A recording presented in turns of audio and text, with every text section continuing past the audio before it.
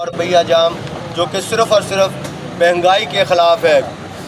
ہم مہنگائی آپ دیکھ سکتے ہیں کہ پیٹرول کی قیمتیں، بجلی کی قیمتیں جو ہم ادا نہیں کر سکتے۔ ہمارے بہن بھائی اس وقت بھوک کی حالت میں ہے، نفسا نفسی کی حالت میں ہے، بہت پریشان ہے، تو زیادہ لوگ خودکشی کی جانب جا رہے ہیں۔ تو ملک پاکستان اس وقت کس دورانیے پر کھڑا ہے؟ اس وقت ہمارے پاکستان کی قوم جو کہ بالکل بیکار ہو چکی ہے، مہنگائی ہماری قوت خرید سے بڑھ چکی ہے۔